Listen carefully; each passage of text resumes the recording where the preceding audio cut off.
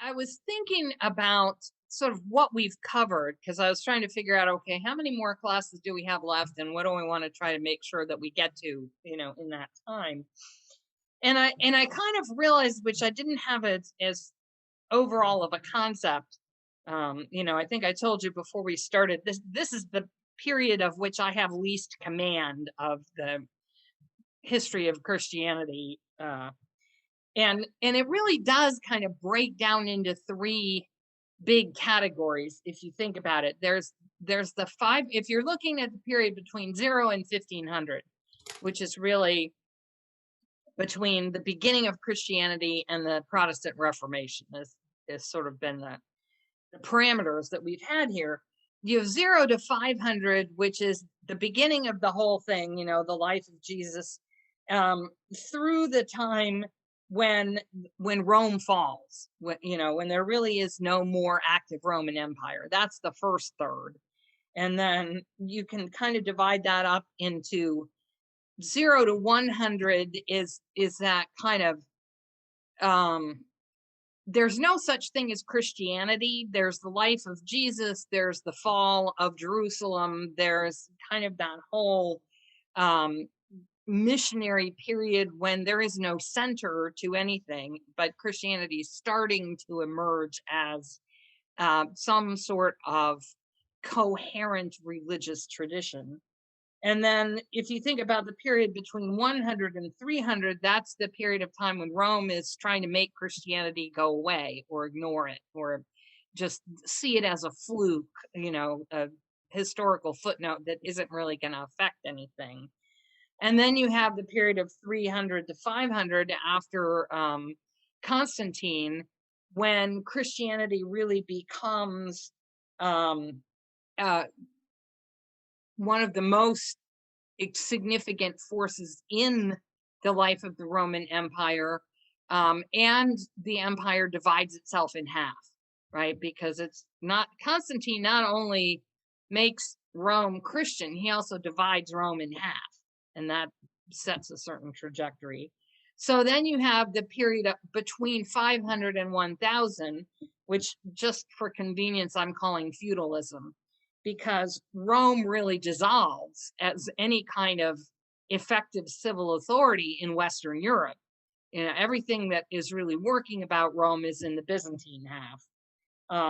And that's when the Pope begins to emerge as this authority, not only within the church, but in the empire itself.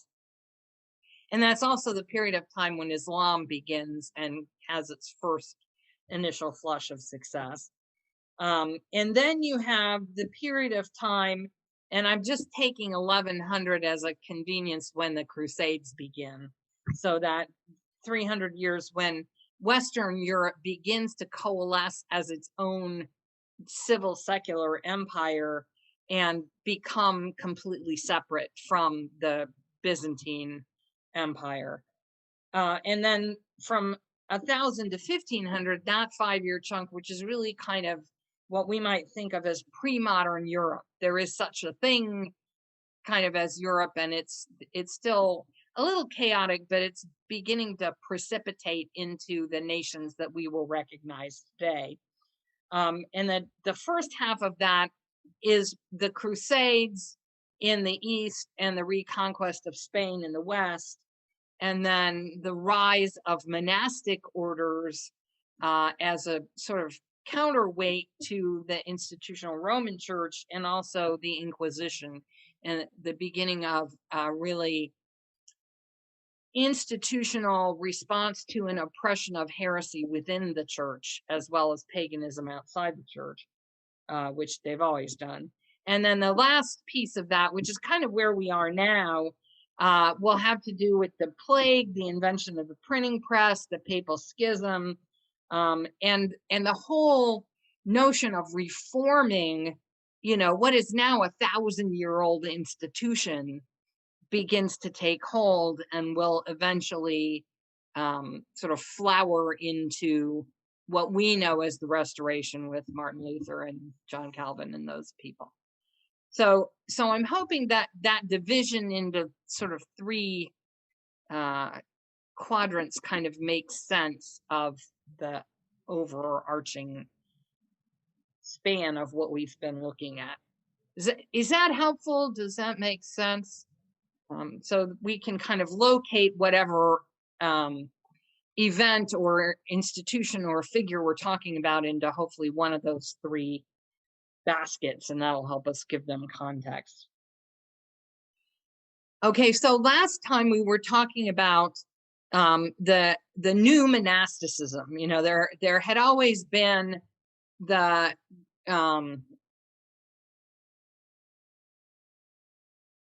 evolution of early monasticism, both the sort of individual monastic tendency and the community monastic tendency. But in the 1100s, you suddenly get the emergence of these different groups with their particular missions and their particular characteristics, and their focus on different aspects of what a monastic community can be. And so where we left off last time was before we got to the Beguines and the Begards. And this is a different kind of community because this is a specifically non-monastic tradition. And this is going to be one of the strands that begins to lead us toward Reformation ideas. So the Beguines were women, the Begards are the male version, and we'll talk a little bit more about them in a moment, but it's really started by women. And if you remember, we talked about Celtic monasticism as being permeable, that you don't necessarily have to take enduring vows and do it for your whole life. You can kind of do it as a student, then you can go off and do something else for a while, and then maybe you come back when you're old. But you can move in and out of it without being subjected to institutional penalties or feeling like you are breaking your vows, you know. And the Beguines were like that. They weren't monastic, but they were permeable. So it was a way for women to live independently in a sort of semi-communal setting. So you get a lot of widows, sometimes women of means who choose not to marry or who are disappointed in their expectations about marriage. Probably there were women who abandoned unsuccessful marriages just informally and went and became like these, but they were self-supporting, and this begins in the Netherlands. A lot of them it's kind of an urban phenomenon. So what happens is you get 2 or maybe 3 of these women who are like, I don't ever want to get married again. All I want is a little house somewhere, and I can do embroidery, or I can make felt, or I can do, you know, something in the cloth trade because that was considered acceptable. And just support myself and my cat, you know, and I would be very happy like that, right? If you don't have means and you don't have a community, that's a pretty vulnerable way to live. But if you are a woman who can afford to kind of buy a house and just support yourself and live by yourself, and especially if you can buy a house next door to another woman who's also doing the same thing, and what they would do is create these little kind of informal neighborhood groups where they kind of looked after each other and shared some things in common, and particularly they shared educated conversation about religion. And so they also were interested in doing charitable work, but not necessarily giving up all their possessions and their independence to do it. But they were kind of like the neighborhood social worker, or you know,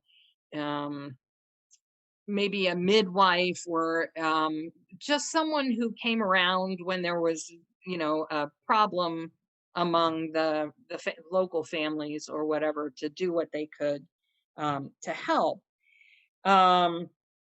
but so that one of the things that they did for recreation was that they engaged each other in conversation. So, it makes me think a little bit about Margaret Fuller and the circle of women that she gathered around her for intellectual conversation. I think this was kind of the same sort of thing. Um, and one of the things that they were doing is they were talking to each other in their vernacular language. So when they were talking about the Bible or when they were talking about their spiritual experiences, they were doing it in Dutch or whatever it was they were speaking. They were not doing it in Latin. And that was one of the things that distinguished them from the conversations that might have been happening in a formal monastic religious community or a convent. So that they were one of the places where the idea of doing your religious thing in your native language begins to arise. So these little neighborhood clusters began to be known as beguinages, which was originally just, like the Blue Goose. Okay, there's a bunch of those women who live there and they get together from time to time. Um, and then eventually they began to build them deliberately, you know, um, go away. Um, and some of those got to be reasonably large, like they might have several dozen women or even 100, um, because they were intentional, they were designed for that kind of thing. Um, and one of the things that they talked about is what is mystical experience. And this is, you get sort of the origins of some of the famous women mystics, who write about their relationship with God in a very spontaneous way that does not is not affected by the ways in which the church is teaching people to think about spiritual experience. They're really coming from their own personal um, engagements and perceptions about God. Well, this was something that a lot of women didn't feel they had an option to do. There was no other independent life available for women. This was kind of an innovation. And so they were somewhat resented by lay women for their independence, that they were not responsible to husbands or families or households or marriages or in-laws or all the kinds of things that constrained a ordinary laywoman's life.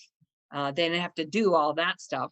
But they were also resented by the women who were part of the formal religious structure of the church, who did give up all their property and all their independence for a life that was completely lived in common and had almost no privacy and no independence of decision making about what you were going to do, very little choice.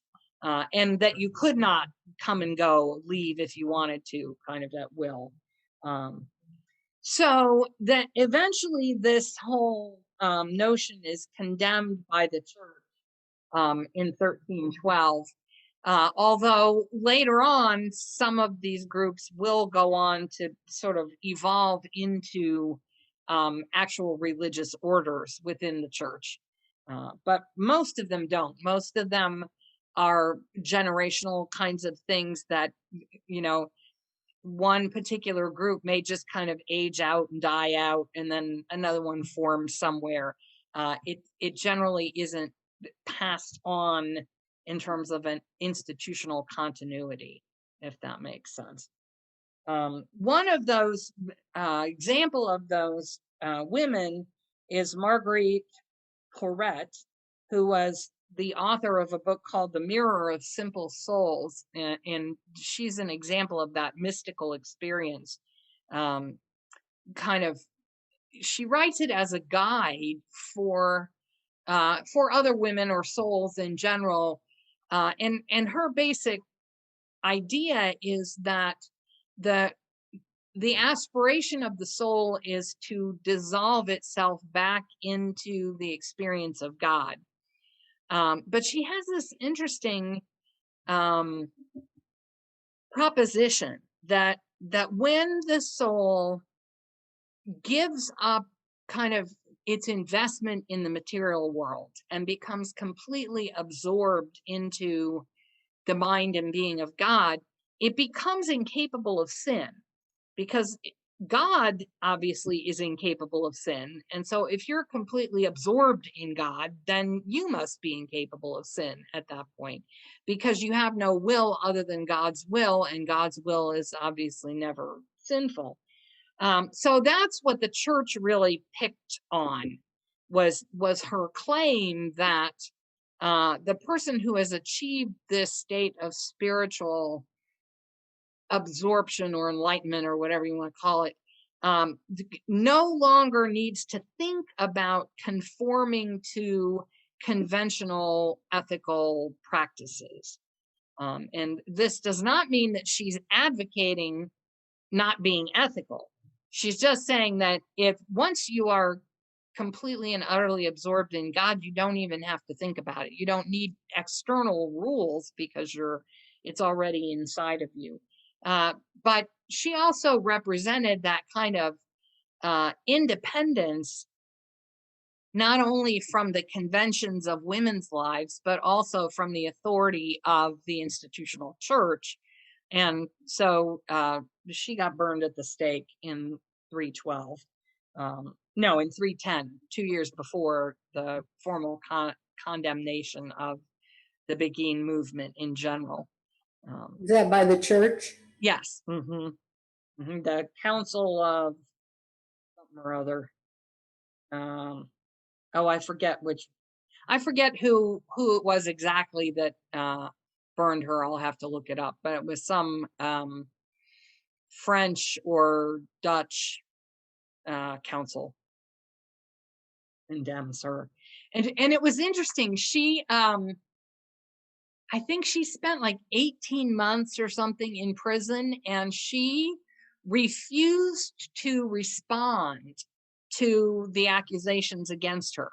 So yeah, right. So they could never they were never able to kind of pin her down or use her own words against her, because she just wouldn't talk to them. And so rather than being able to condemn her for heresy, they had to condemn her for contempt of court, basically. I mean, for being unwilling to participate in the church's process. So they burned her anyway. I mean, I don't think it was going to end any better if she had, but I sort of like this picture of her saying, I'm not going to talk to you. That's kind of cool. There were men who did kind of the same thing, although it wasn't as remarkable or as differentiating, because men lived independently anyway if they felt like it. It wasn't so startling for them to do that. But there were groups that kind of got together and wanted to live as spiritual practitioners, but not be bound by the Benedictine rule in the way that a formal monastic association would have been. That nobody paid much attention to them until the time of the plague. And I think this is really interesting, because what happens is, in Mechelen, which is, I guess, in Belgium, when the bubonic plague hit, I guess Monty Python wasn't that far out, that people were so terrified of the contagion that they would, in fact, if it was a family with few resources, which most of them were, if someone in the family came down with plague and everyone else didn't have it, they actually would just throw them out of the house. It would be like, you can't be here because we don't want the rest of us to get sick. And so this particular group of Bigards decided that their mission was going to be to kind of gather up these people and take care of them, knowing that they were dying, knowing that they were not taking on a long-term thing, but just that it was dangerous, because nobody really knew how the thing spread. And then the other thing that they would do is bury the dead, because there was a lot of sort of just, we don't have time to deal with this, just throw the corpse in the river kind of thing, or just throw it in the nearest trench or whatever. So part of their pious action, their charity, was to take people whose bodies had just been abandoned and give them not only a decent burial, but a Christian burial. And so they became known as Lollards. And apparently this comes from the German word to chant or sing to yourself, to go around mumbling, basically. And that arose from the fact that they would sing the office for the dead for these people that they were burying, but they didn't make a big production out of it. They did it as their own little group that was burying this person. And so other people observed them as sort of going around chanting under their breaths, doing these offices for the dead. And that's, a lot of people say, well, yeah, Lollards comes from something about mumbling, but they can never explain why it was that the people that were called Lollards were thought to mumble. I never understood that until I found out that it really came over from Belgium and the Netherlands and those groups. Now, they eventually did become the Election Brothers, who evolved into a recognized Catholic monastic order and have been responsible for creating and staffing hospitals since then. Okay, so that's the Begards and the Beguines, whose idea that they could kind of invent their own spiritual path rather than having to be handed something by the church is one of the origin strands of the Reformation. That's who they were. And then our scene moves to England.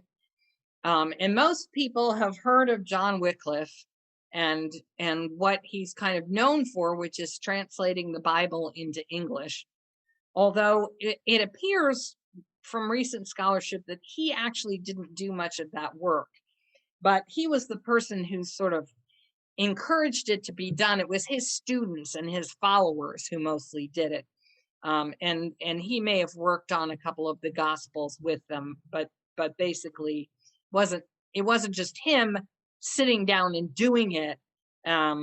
Like if we remember St. Jerome sitting in his little cave outside of Bethlehem, translating all the scripture, he was just literally sitting there doing it himself. Wycliffe wasn't doing that. He was organizing the people who did it, basically. So he was a professor of philosophy and theology at Oxford University, very intellectual person. And while he was there, while he was in a teaching position at Oxford, the plague happened in England, and also the papal schism happened. And so he was really influenced in his theological outlook. His whole religious experience was colored by the deaths that happened in the plague.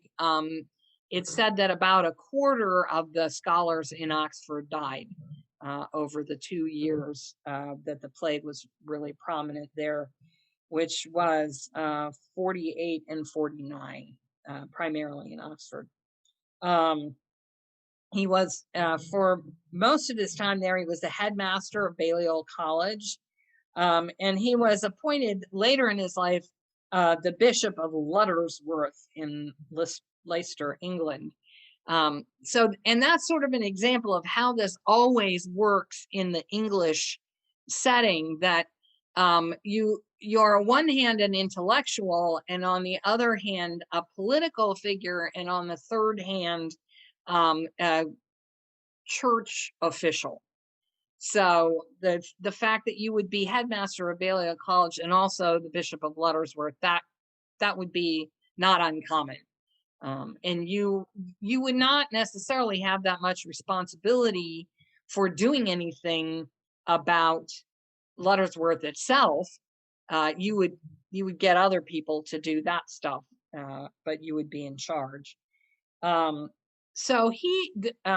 Wycliffe was one of those folks who really was disgusted by the wealth of the church, especially the wealth of the bishops and the priests, and the fact that they spoke Latin, whereas the people they were supposed to serve spoke English, and so there was very little communication. They were of little use, the priests were, to the common people, because they didn't even really speak their language, literally. And also he thought they were more interested in political advancement and in, building up luxurious lives than they were in being of service. So he advocated for what he called poor priests. And by this, he didn't mean that they were unskilled. He meant that they were not rich. As you may remember from last time, we talked about a number of mendicant orders that got founded where they were not to establish a monastery, which then inevitably ended up in everybody getting rich. But they were to go out and travel around and not establish fancy homes. So one of the things Wycliffe wanted was these priests who would go out and travel around and not be rich and speak to people in the language that they understood, and not be academics like he was. So in order to do that, those folks needed the scriptures available in their vernacular language. And so that's what led to the idea that we need to get the Bible translated here into English. And so they did that. It was kind of a cooperative effort, and it was not entirely completed at the time that Wycliffe died. They would put out drafts, and of course, keep in mind that everything's still handwritten at this point. So you don't create a draft of something and then decide you want to make improvements and throw that away, right? It's too valuable. And so there were lots of versions in circulation that were attributable to their school, but they were constantly making improvements. And so there are lots of differences among the various versions that were circulating in the hands of these itinerant priests who were going around using them to preach to everybody. And that this is one of those paragraphs that I just thought put it so nicely. I couldn't help copying it in, about how language was changing right at this moment in sort of British culture, where there was still, the upper class was still speaking French from the period of time when England had interests, and the royalty was from Normandy. There was that connection. It's over by now, but there's still the sense that if you're of noble descent, you speak French. But most of those folks knew enough English to talk to those who were their servants and their people who ran their estates and served in their armies and stuff, so they could communicate in sort of Middle English, but they didn't always use it among themselves. But right at this time, English starts to replace French as the common language. So whereas before this period, if you were taken to court about something, one of the reasons you needed a lawyer was because you needed someone who could speak Latin and communicate with the court, right? But now you're starting to get where the courts are going to be conducted in English, so that the folks who don't speak Latin have a better opportunity to understand what's going on and represent their own interests. And you're also starting to get where students who are studying Latin are not studying from Latin into French. They're studying from Latin into English. And so there's kind of eliminating that extra step of French. So while the church in its hierarchy is still communicating in Latin, and they're still doing, the mass is still conducted in Latin. Any kind of church function is conducted in Latin, but otherwise the vernacular language is becoming more used. Now, the problem with that is that there are huge numbers of dialects because there's no in print. There's certainly no audio anything. So the English of one town or city might be very different from the English of another town or city, which was the virtue of Latin. There was a reason why people used it, because it was common and everybody understood it. But with people like, for instance, Chaucer, who also wrote in Middle English in the vernacular, you start to get a common dialect by having laws written in English and stories written in English, and in Wycliffe's case, theology and sermons written in English. So he participates in that at the same time he's affected by it. He dies in 1384, just kind of has a stroke in church one day, and 2 days later he's dead. So the church never had a chance to execute him. He sort of died of natural causes, and he was actually he was quite popular. Most of these reformers are quite popular locally. So he was buried with honor in Oxford, and it wasn't until like 30 years later or something that Rome kind of gets into the act and says, not only did we burn Jan Hus at the stake, which we'll talk about in a moment, but if we'd ever gotten our hands on that guy Wycliffe, we would have done that to him too. So why don't you dig him up and burn him and throw his ashes in the river, which they did. So he sort of got posthumously burned at the stake, which isn't nearly as bad as having it happen when you're alive, but still. But part of what's interesting about that is how popular the movement that he represented was during his lifetime, before the church kind of got wind of it and really figured out how objectionable it was. So I want to talk about some of the things that Wycliffe taught and that the Lollards in general would take on as their theological and political convictions that will get them into more trouble later than Wycliffe himself got into. And these, if you have no background in the Protestant Reformation, that's fine, just hang in there. But if you do, these should start to sound a little familiar, like, oh yeah, that's some of the stuff that Luther was talking about and Calvin and those people. So we're moving in that direction. But the main thing for Wycliffe was that the Bible should be held as the only source of accurate Christian doctrine and the only source of Christian authority. And so what that means is if what the Pope is saying conflicts with what's in the Bible or isn't found in the Bible takes precedence. If it's not in the Bible, it doesn't matter that much. So whether it's the Pope or the bishop or the local priest, their authority is not as great as the authority of the scriptures. That's the big proposition that's behind almost everything else.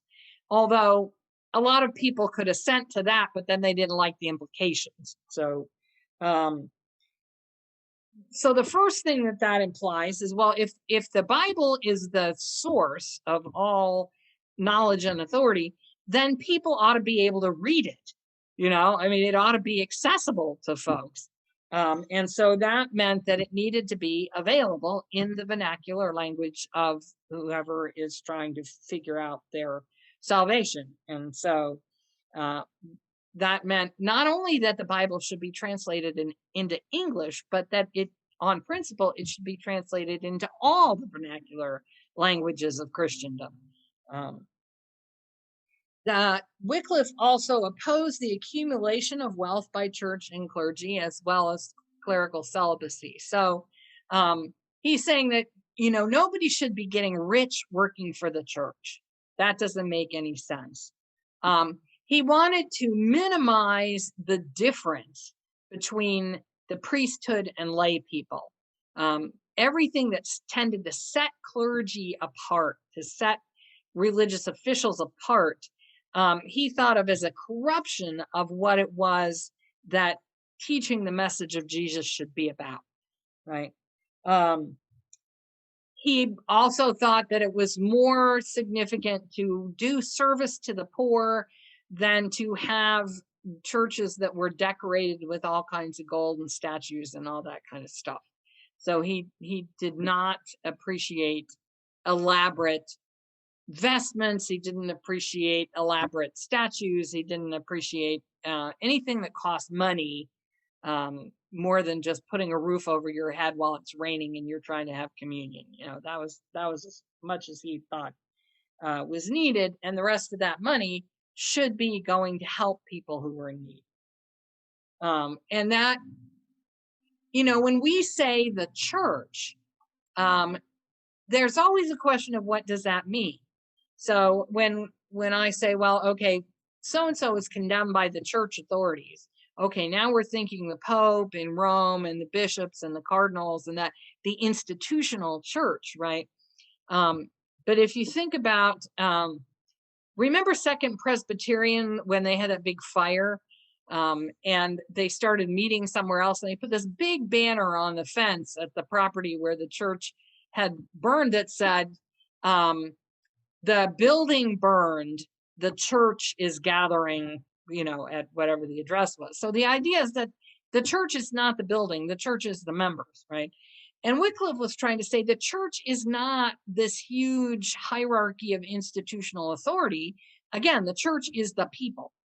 And as far as he was concerned, the church is the people who are the elect of God. The church is the people who are going to be saved and go to heaven. That's the church. And just because you're a priest doesn't mean you're in that group. And just because you're not a priest doesn't mean you're not in that group. So the church hierarchy really doesn't help you figure out who's in the church and who's not. So that's the beginning of predestination, which we're going to see come back around later on. So as far as Wycliffe was concerned, every saved, believing Christian is a priest. He really didn't think that ordination was that big a deal. He also didn't think baptism was that big a deal. He was not invested in any of the sacramental work of the church. That wasn't important. So he thought anybody could go out and travel around and read to people from the Bible and teach them about the meaning of Christianity. You didn't have to have a theological degree for that. You didn't have to have the church's stamp of approval for that. Anybody could really do that. And that idea of universal priesthood or the priesthood of all believers is something else that we'll see again in Reformation ideas. Wycliffe thought, and the British are particularly adhered to this position, that the church and the priests should be subject to secular authority. And part of what that meant was that the secular government should collect the taxes. The church should not be collecting taxes. And the secular government should decide what part of that should go to the support of the church, whether that meant locally or support of the church in Rome. But the church in Rome should have no authority over what people had to give them. It should not be able to exempt priests from being taxed on property that they owned, for instance, those kinds of things. So he was firmly on the side of the king has more authority than the bishop, right? Or certainly than the Pope, because the Pope's way over there. But even the Pope's representatives, who are a little handier, we still don't have to listen to them. They opposed elaborate burial. If you think about Westminster Cathedral and all these huge effigies and tombs, of the great kings and stuff. One of the ways that that Lollards were known, because eventually this becomes a heresy, and people who don't want to be burned at the stake are sometimes pretty quiet about the fact that they agree with these ideas during their lifetime. But then when their wills get read and they say, bury me simply and let me be returned to the earth, that's kind of code for, I agree with all of that stuff that Wycliffe said. I just didn't say so while I was alive. So that emphasis on simple burial is part of the whole collection of ideas that they had. Another thing that Wycliffe did not agree with was the idea of transubstantiation, that the bread and the wine at the time of communion actually turns into the body and blood of Christ. And that was an evolving church doctrine that, again, before about the 10th century, you didn't hear that much about it. But starting around then, people got real exercised about what was the nature of the body and blood of Christ, and how was it in the bread, or was it not bread, or what happens. And I think Wycliffe had a fairly neat argument. He said, yes, the bread becomes the body of Christ, but it's still bread. And that's what's called consubstantiation, which means that it's both bread and body together, right? Transubstantiation means, no, it's not bread anymore. And Wycliffe was sort of like, look at it, it's still bread, it's right there. And so he argued that, well, listen, if Jesus can be both human and divine, fully human and fully divine at the same time, then this stuff can be both bread and body at the same time. If you can swallow the one, why can't you swallow the other?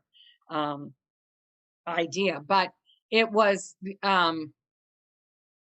this was a huge controversy, and the Orthodox Catholic Church came down on the transubstantiation side, that no, it's not bread anymore. So part of what Wycliffe was saying was, use your eyes. Who are you going to believe? He was also opposed to pilgrimages and veneration of saints and relics. So he did not think that it did you any spiritual good to go walk to Canterbury and venerate, whatever relics were there, or pray to particular saints for particular kinds of things. All of that he thought was pretty superstitious.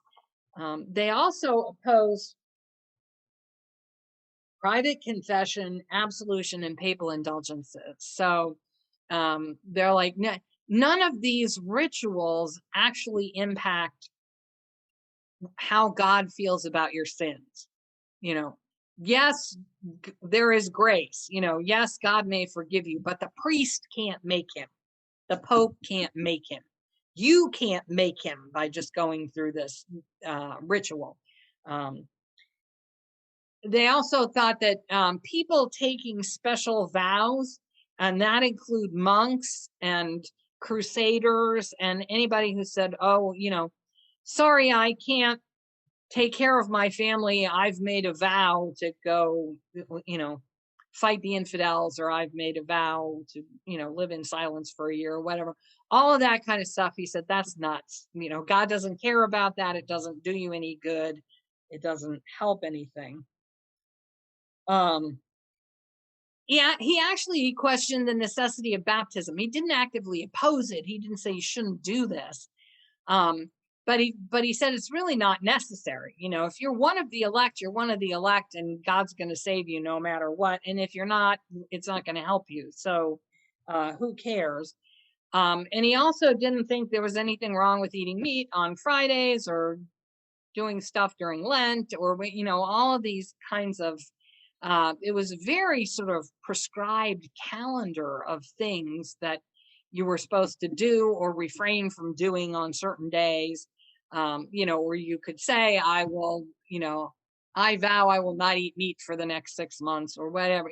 There were things that people did to sort of gain merit, to earn a special um, spiritual gold stars, and none of that, according to Wycliffe, made any sense. He also denied the existence of purgatory. And purgatory, I have to put that on my list of things we need to talk about, because purgatory was a fairly recent invention. Purgatory is not part of the Catholic doctrine for many, many centuries. And it was kind of invented for two reasons, one of which was to satisfy the sense of justice that, yeah, we know people and we don't want them in hell forever, but boy, they ought to suffer something, after death. So that sense of justice, but it was also a cash cow for the church, because you could buy masses, you could buy prayers, you could, donate a new church or whatever, depending on what your means were. You could help out your relatives in purgatory by making donations to the church. And that was a huge thing with no marginal cost to the church, But Wycliffe said, A, there's no such place, and B, you can't, if there were, you wouldn't be able to help, because it would be the justice of God. And that's not going to change because you fast or, make donations or whatever you do. So those were some of the propositions. When you put them all together, you get a pretty radical approach to what is the church for, what is its authority, what does it mean to be a believing Christian, how do you implement your affiliation with that church. And he wrote a lot, and his ideas, as we're going to see, get spread beyond just Oxford, even after his death. So any questions about, yes, Kay. Yeah, okay. I am very confused about vows. Mm-hmm. Did he object to like wedding vows or vows of celibacy well, he didn't like celibacy, but vows Right. to be a priest or whatever good things he might like? He was just, did he object to vows in general? Yes. And that we'll see that again with the Anabaptists. There's a passage in the New Testament where Jesus says, don't swear, but let your yes be yes and your no be no. Yeah, I know there are people now who won't take an oath, right, before they testify and things like that. Right. That's all part of the whole thing, where it's just wrong to promise to God to do anything. Right. There's a sense in which it's part of the taking God's name in vain. That you promise by God's name that you're going to do something. Well, who knows whether you're really going to be able to do that or not, or that you're invoking a power that you really don't have the authority to invoke with that. But he particularly was objecting to that, but also to the idea that you could somehow get on God's good side by making and keeping these vows. And that's actually very Old Testament. I mean, there are lots of examples of that in the Old Testament. People vow that they're going to, go march against the armies of whoever or whatever. So it's both don't swear, as a practice, but then it's also don't think that these stupid little promises that you're making about what you're going to do with your life have any significance to someone as powerful and all-knowing as God. It's just I mean, it's like if your kid says, if if you'll let me have an Xbox, I'll go to bed without dinner. Well, why do I want you to do that? You know, I mean, what good is that going to do anybody? And he sort of felt like that's how God felt about it. You know, that we were not impressing God with these self-sacrificial acts. You know, so there's both sides of it. Thank you. That makes much more sense. I've never understood that. Yeah. Yes, Anna, that's it just seems so typical that a thinking, learned person of means who's willing to speak thought through questions against the standing authority is responsible for saving all these other following people from these obvious manipulations. And this is just another example of that. I mean, you can do it today, you can do it 100 years ago, you can do it here, but this is such a perfect example of, you know, hey, you guys, these priests and stuff, they're full of it. And you didn't have a direct relation. This is not, think about this. And, you know, just even nowadays in our political climate, just stop and think. These people are telling you things, you know, wait a minute, you know. Anyway, this is screaming out to me like that. So anyway. Well, and it's, you know, X is being ground. You know, what do they have to gain by getting you to believe this? However, I think in defense of the common people, you have to recognize how hierarchical the whole world was. You know, everything was based on this, you know, you talk to the sheriff and the sheriff talks to the count and the count talks to the prince and the prince talks to the king, and everything came down that way, you know. And if you're, you know, you're a child, you're responsible to your mother, and if you're a woman, you're responsible to your husband, and if you're a man, you're responsible to the landlord. And, you know, everything was structured that way.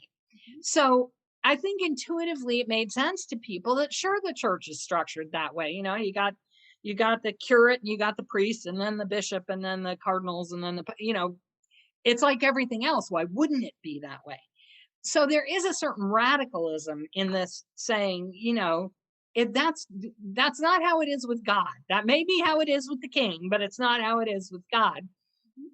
And it makes sense to us because we are nurtured in this more egalitarian democratic ideal, you know, of how the world works.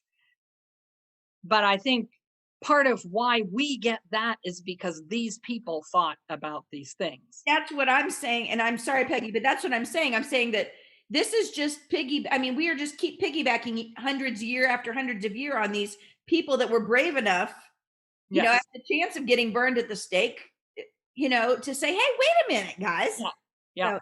And it's not an accident that he was a professor of philosophy. You know, I mean, he really thought through logic and how you thought about something in a careful way, and then he applied that to these issues, and that often gets people in trouble. Peggy, were you? Yeah, I was just gonna follow up on what Anna said, is that we don't want to lose track that this is like the late Middle Ages, and it wouldn't have occurred to most people to question anything. I mean, that's an Enlightenment concept, right? And that's a very modern concept that you would question at all. I mean, the assumption being everything was the way it was because that's the way God made it, and it was sacrilege it didn't even matter what you were questioning. To question at all was sacrilege. And you see this in the art. So that's why I'm amazed that he's writing all of these things. I don't know how he got away with any of this. I would have thought they would have, you know, jumped on him. Is it because he was in England and not in France? I mean, Partly. if he was in France, it was strung up. Well, you know, we'll see what happens to the guy in Bohemia when he says the same things, right? Yeah. So it was partly the distance, and it's partly that this Oxford is a very intellectual kind of place. And it's also the popular appeal of people who actually want to serve those in need. If you just put this intellectual speculation off by itself, nobody cares except the people who are opposed to it. But when it goes hand in hand with someone who's actually going to come and like talk to you about religion in a language that you can understand, that goes a long way, So there's this undercurrent with most of these people of popular support. And we'll see that even more with Jan Hus in a minute. But the poor priests, these people who were sort of not quite in good favor with the institutional church, but they wanted to preach, they wanted to share, their spiritual truth with other people, especially in ways that would comfort them. That creates a baseline of these are good guys, and especially when they're not living in palaces like the bishops, they're not spending fortunes to decorate their churches, they're really giving back to the community in some ways. That builds a certain wall of resistance to the church. And then the other thing is, if what you're saying is that the king ought to be in all cases superior to the pope, all of a sudden the secular authorities on your side too, right? I'm not turning you over to the religious authorities, you're on my side. And that's not going to work out so well for Jan Hus, but the same dynamic kind of applies to him in the beginning. So if you can get the common people and the secular government on your side, the church doesn't have nearly as much power as it does if you don't. Well, and just the whole language barrier is such a control factor. And once he starts seeing that turning this into the local vernacular is needed, that it opens up, really the whole world opens up when you start doing that, and the power structure changes because the more people know, the more that decisions they can make. And right, that's right. Well, or just the more they can weigh their options, right? Here's what the priest says, here's what these other people say, how do I want to think about this? You have options, right? And if the priest only wants to talk to you in Latin, he's not going to get nearly as far. So there's an appeal to that. And the thing is, once you add the printing press into this equation, there's no longer the control. It's just to try to realize how much control is exerted by a church that says we're going to burn this guy's writings. And, those writings may actually only exist in a few copies. And if you can get your hands on all those copies, you have obliterated their thinking, but in a lot of cases. Not always, because if there's enough people who agree with them, it's going to get carried on. But the dynamic changes again when you have printed books in vernacular languages. Suddenly the church's ability to control the thinking of the masses is just so much less than it is even at this period. But these folks are going to lay the groundwork for the explosion to come. Anything else before we move on? Okay, I want to talk a little bit about Jan Hus, who in some ways is very much of a counterpart to Wycliffe. He's sort of a contemporary. They are both alive for a certain period of time together. And one of the important things to know is that in 1381, we have this Princess Anne of Luxembourg, who is the sister of Wenceslas, who's the king of Bohemia, goes to England to marry Richard II. And she takes with her not only Latin, but also Gospels that are translated into German and Czech. And it's important to realize that that was the first thing that happened, was the Gospels. So there are numerous efforts to translate the Gospels before there are efforts to translate the whole Bible. People feel like if they can have the Gospels in the language they can understand, then they have the most important part. But what she does is to facilitate students coming from Prague to Oxford to study there. And so there are several students who come from Prague, and particularly the Czech or Bohemian students who feel like they are oppressed by the dominance of German professors. And it's not Germany like we would think of it today. It's more Germany like the Holy Roman Empire kind of thing. But there's tension between the Czech Bohemians, the Eastern Europeans, and the folks from East Germany, but west of Poland and the Eastern European countries.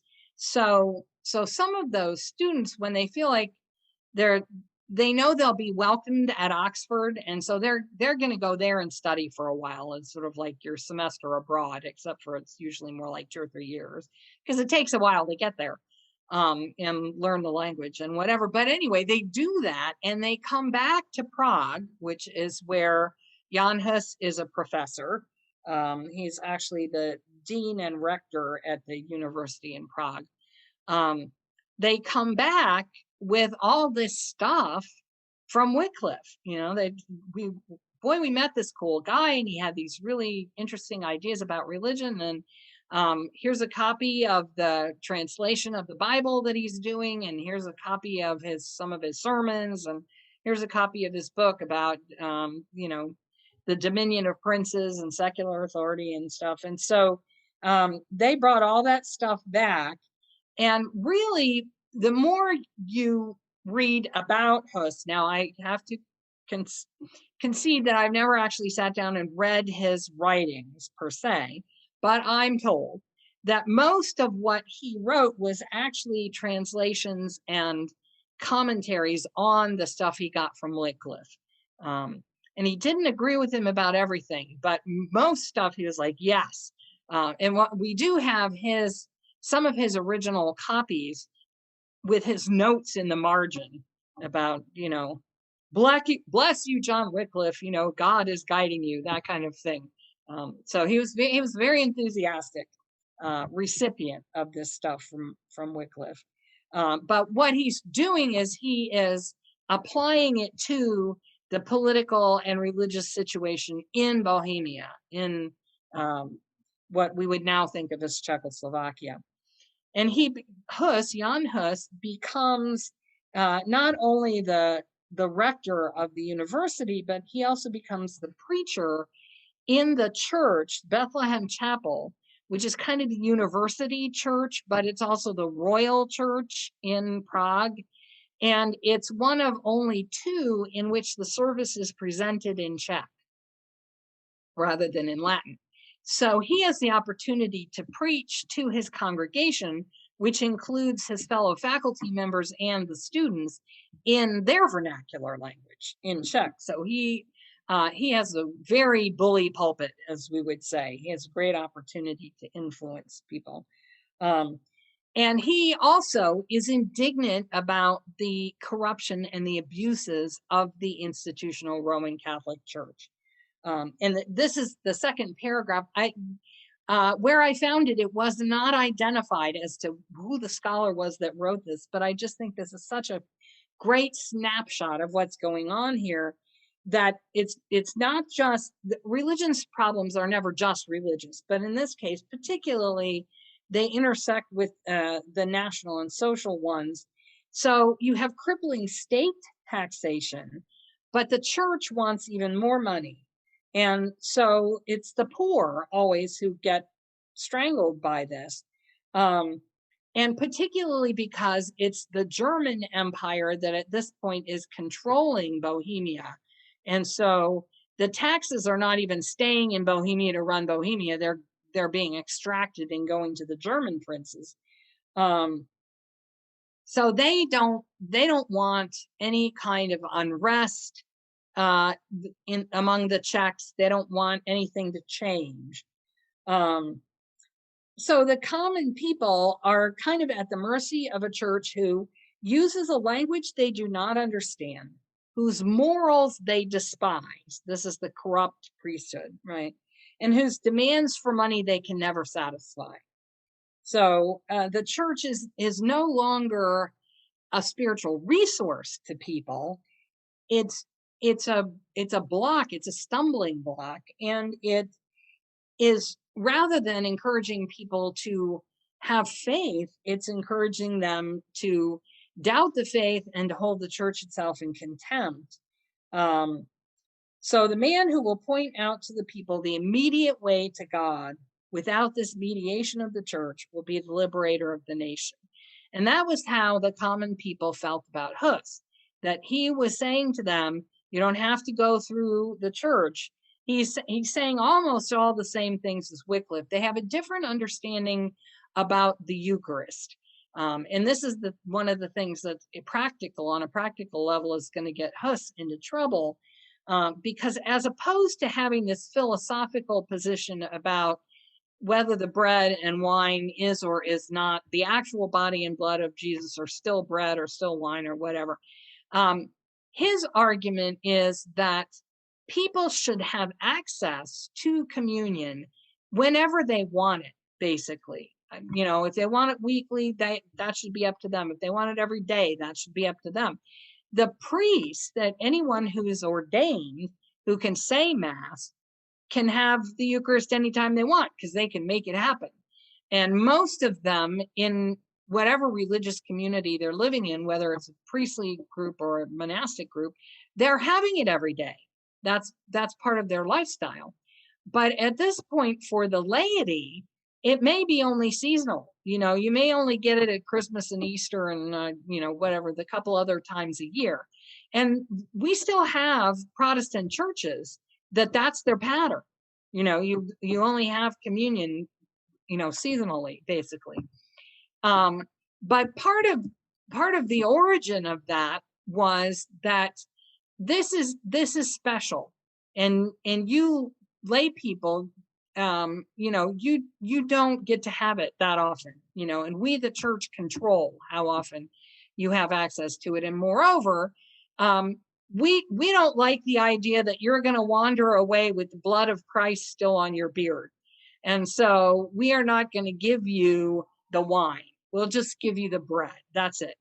And so for most of the Catholic churches at the time of Hus in Bohemia, the lay people only got the bread and they only got communion every so often. And his argument was, no, Jesus instituted, this is my body, this is my blood. You're supposed to get both whenever you participate. He didn't set any limit on it. You should be able to do it as often as you want. So he began serving communion to anyone who wanted it in both kinds, that is to say, the wine and the bread. And that was a heresy as far as the institutional church was concerned. And so that practice became kind of a symbol of all of these other ways in which the laity were equalized with the priesthood. And so therefore, that being able to have the chalice with the wine in it, became a symbol, even after Hus's death, for his community. And it is that symbol, among other images, but that's one of them, that the Hungarian graphic artist who designed the flaming chalice was looking back to.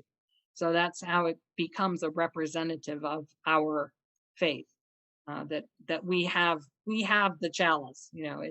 It belongs to us as a whole religious community.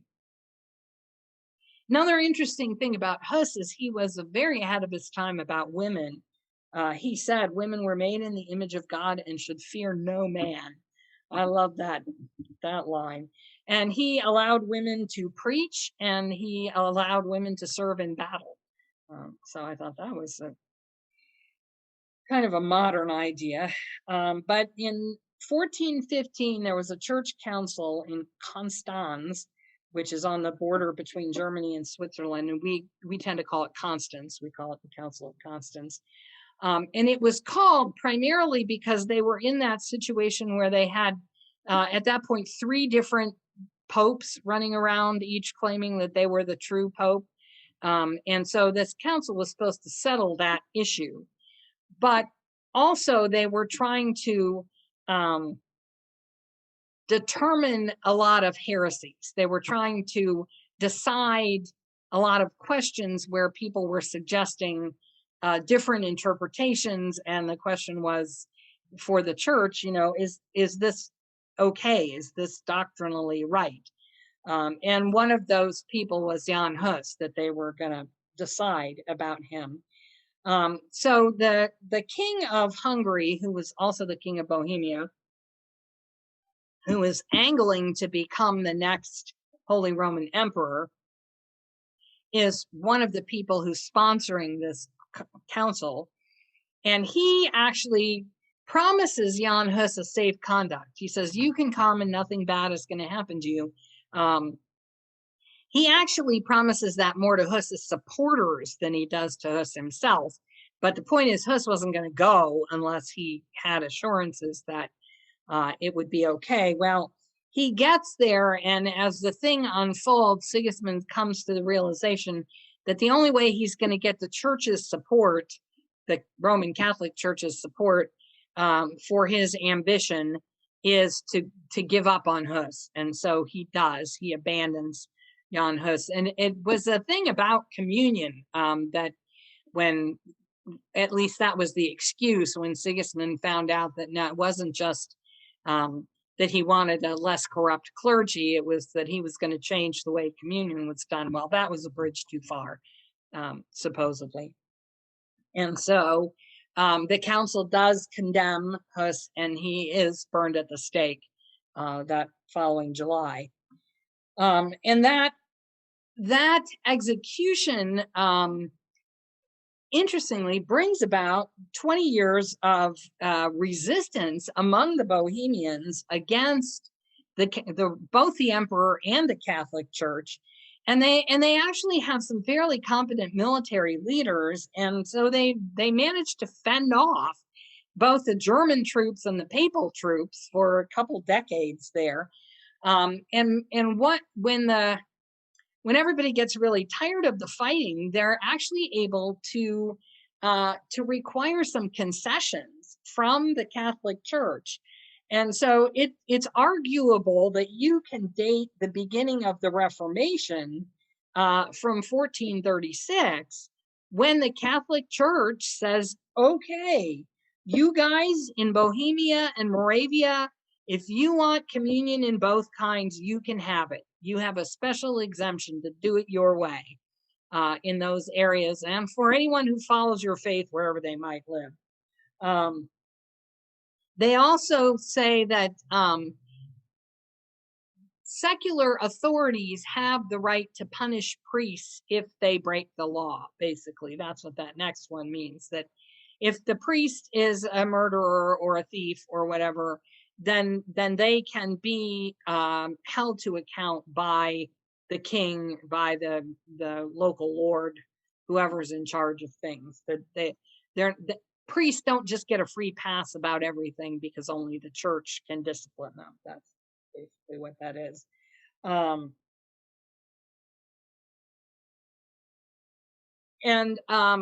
So preaching is a legitimate activity, and people should not be stopped from preaching because they are not fully ordained. So priests can do it, and worthy deacons can do it, and it's the act of preaching itself is not restricted by the church to only certain times or situations.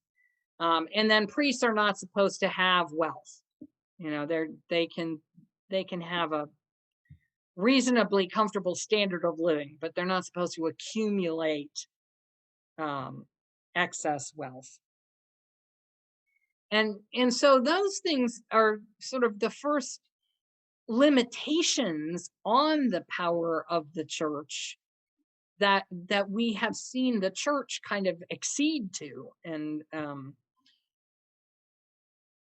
be willing to tolerate, because they don't have the power to say we're not going to do that. They're actually kind of forced to accept that.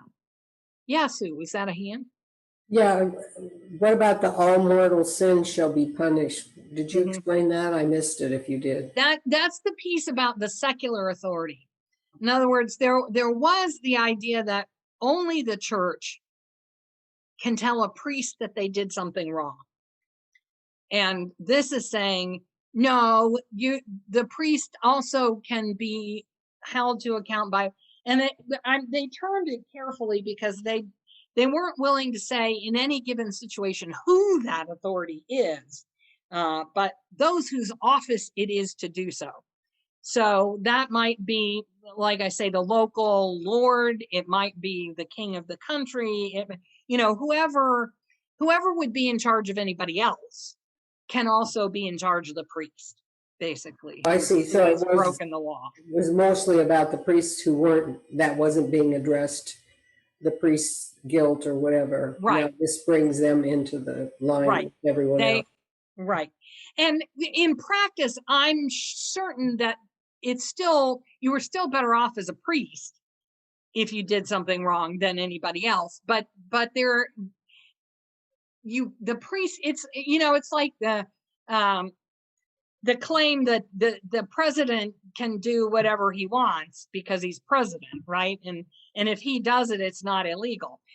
That same kind of claim was in circulation about the priesthood. And so this is saying, well, no, that not exactly, Now, I think there was still a lot of pulling and hauling between the church and the secular authorities about who's in charge of what, when. But there was at least that concession that it ain't necessarily that only the church can hold people within the church accountable.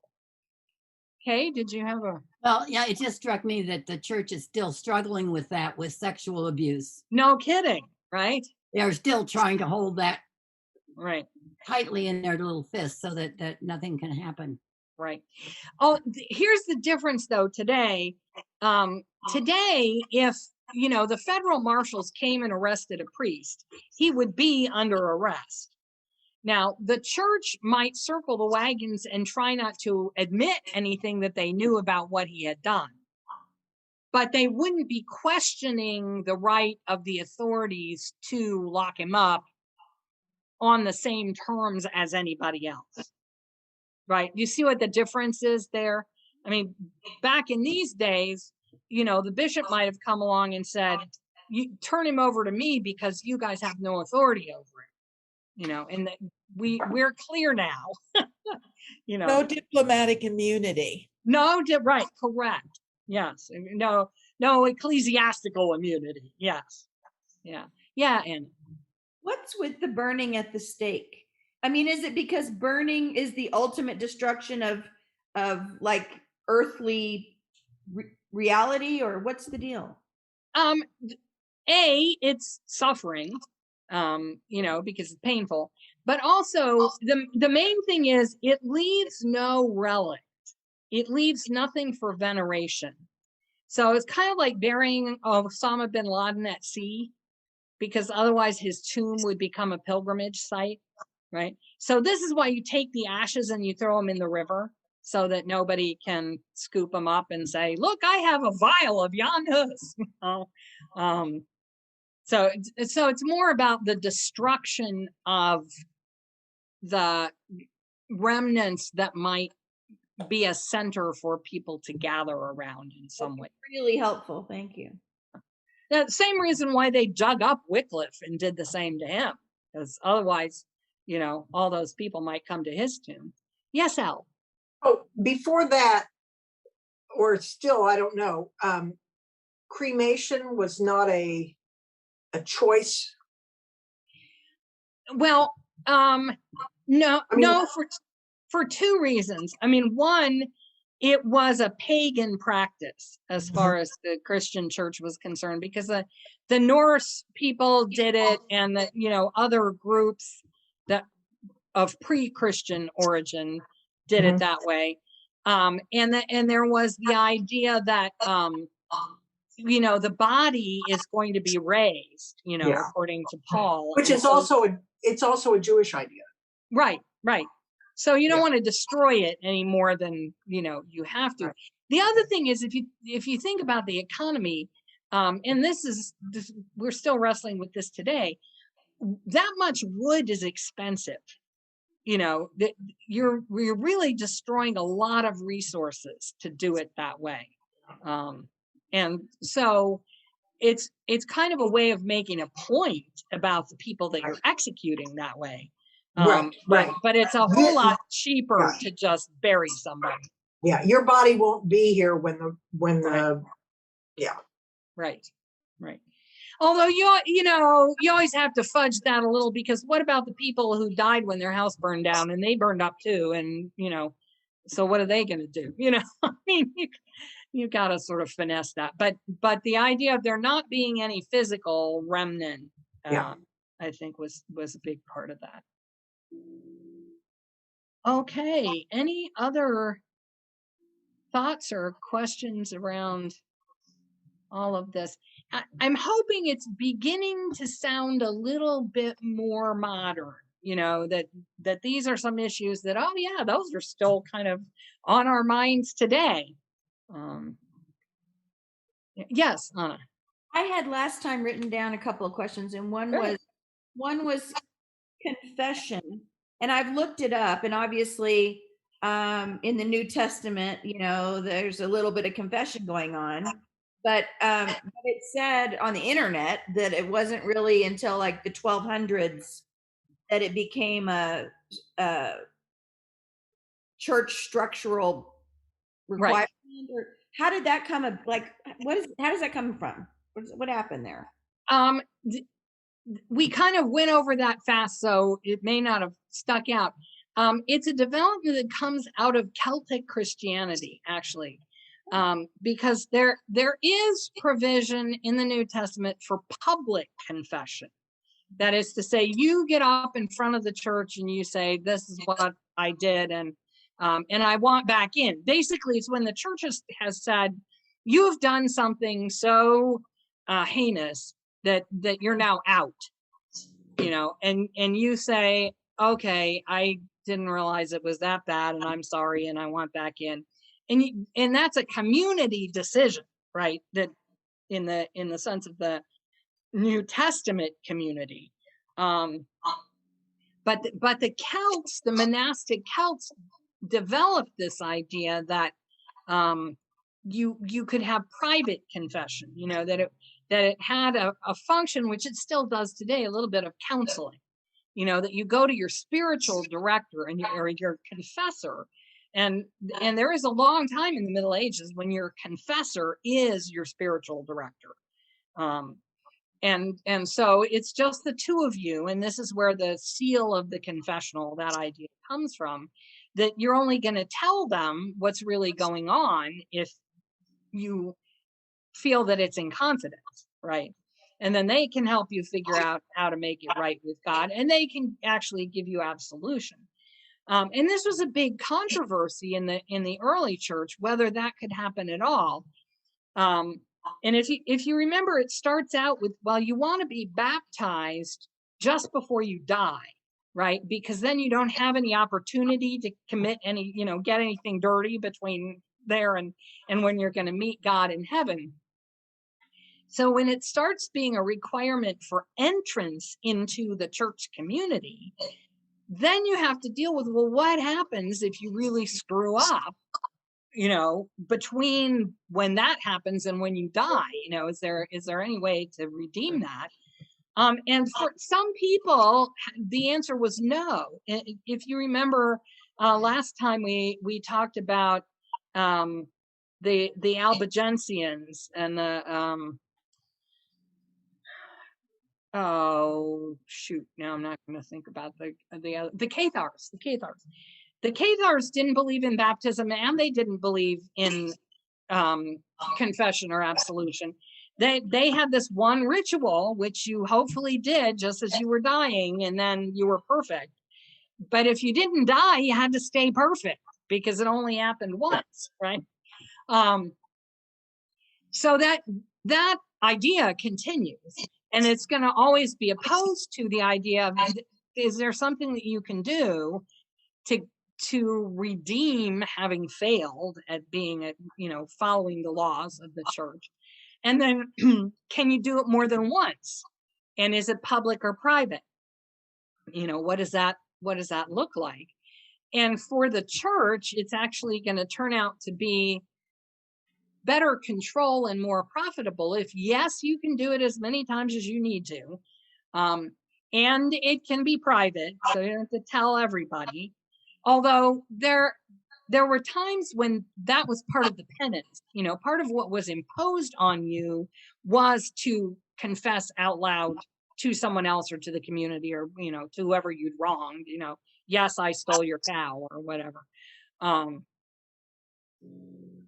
So in terms of seeing the church as corrupt, right, the confession was one of those things that, and I've always wondered this myself, because I think it would be lovely to be able to go tell one other person all the things that troubled you about everything you've ever done, and have them say it's okay.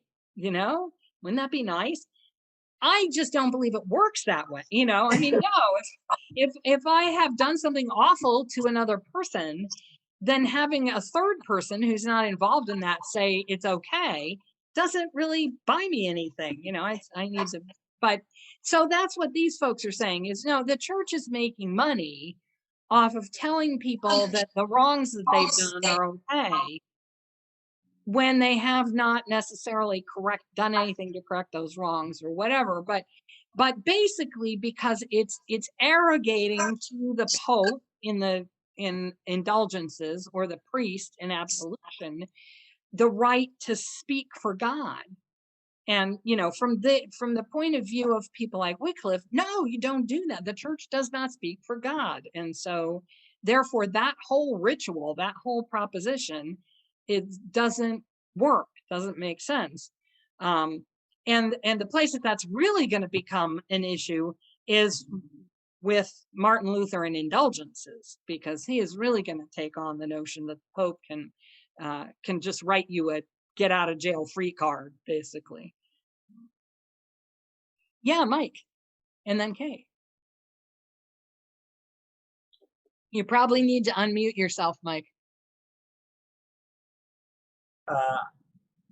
What's the relationship with what we were just discussing and the last rites if you're Catholic? Is that a similar strain of development? I know that.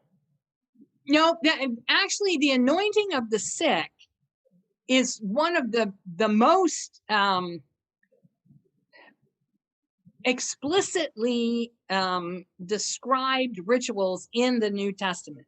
They actually talk about the elders will gather and anoint this sick person, and then he's going to get better.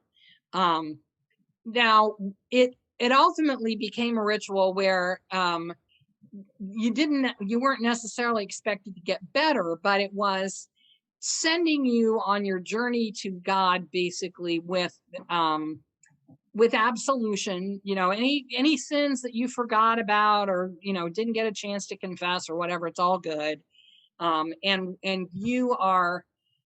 we are sending you to God as a good Christian, as far as we know, basically is okay. So that's different than say if you're a Protestant and you're on your way to the electric chair, and some guy comes up and you pray to get your sins forgiven, versus say Catholic last rites, right? Well, the Protestant tradition doesn't have that. Well, it depends. If you're an evangelical, like a Pentecostal, there is a tradition of faith healing, but that tends to be in a community context. You know, everybody at the church is there and they're singing and praying, and you get healed. You know, there's that piece of it. They wouldn't necessarily do that for someone about to be executed, however. That I would think the execution thing is more a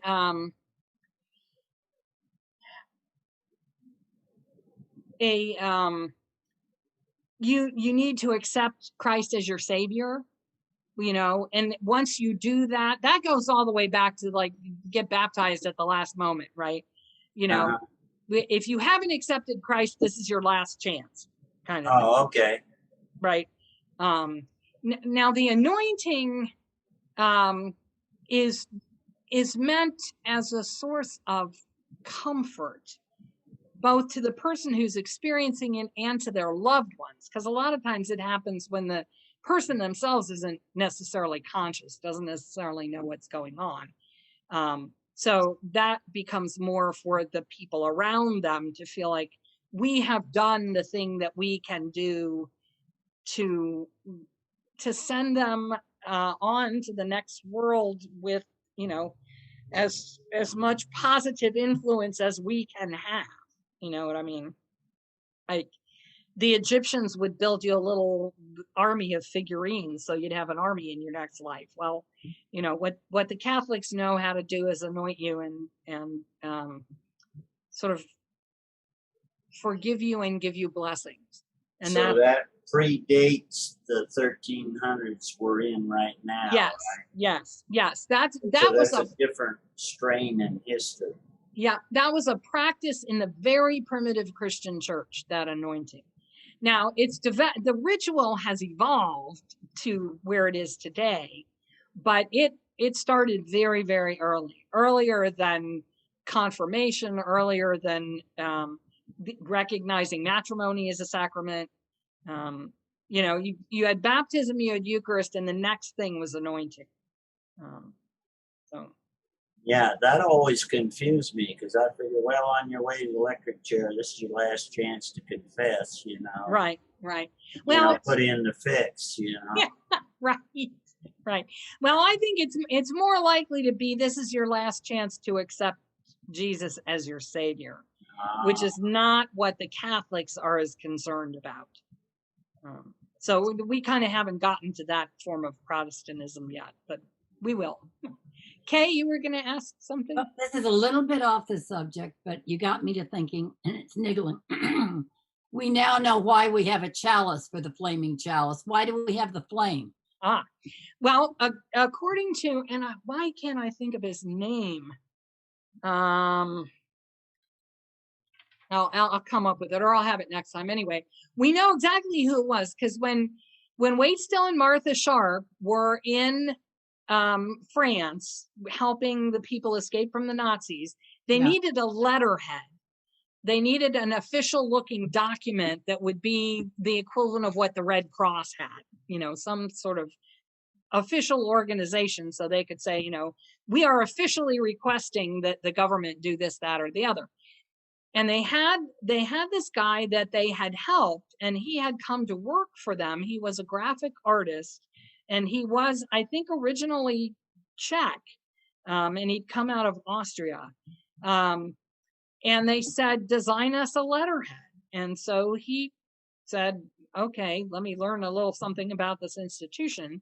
And so what he had in mind was Jan Hus's chalice and the lamp of learning symbol from the pagan academic tradition. So he kind of took the flame out of the lamp of learning and stuck it in the chalice. And so there was that sense of sacrificial faith, but also reason and intelligence, you know, kind of in the same symbol. That's what he said. Cool. Thank you. Yeah. Yes. Hans Deutsch. Yes. Thank you. Yes. That's exactly right.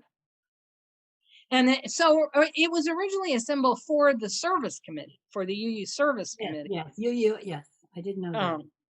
But then when the UUA was formed in 61, they needed a logo. And the Unitarians had that logo for their service committee, and the Universalist Church of America had been using a circle as with an off-center cross. So it was like, well, we're Christian, but we're a lot of other stuff too. Off-center. So they took two circles to represent Unitarianism and Universalism and put the chalice sort of in the center. And that's kind of the classic flaming chalice logo that then began to represent the whole UUA. And after another 10 years, maybe, I'm trying to think when I got, because I got, there was one jeweler who started making a silver medallion that had that that was that symbol. And, you know, every other little girl that I knew had a cross, and I knew I didn't want a cross, but I wanted that. And so my parents bought me one of those. So at that point, it was a two-dimensional symbol. And then, at some point, the service committee itself started making a three-dimensional pewter chalice. And that was kind of the origin of all the different artistic interpretations of the chalice that you see today. Cool. All right. Well, yeah, you're welcome. I'm so glad when you ask something I know. It's good. All right. So next time, we're going to talk about the papacy, the schism of the papacy, and how they moved to Avignon for a while and all that. So we get a little sense of how that worked. And then if you have questions or things that you particularly would like to talk more about or that we haven't touched on, try and let me know that so we can get to those before we're done. All right. Thank you. Thanks, everybody. Have a great Bye. weekend. Much. Okay. Bye, everybody. Bye, guys.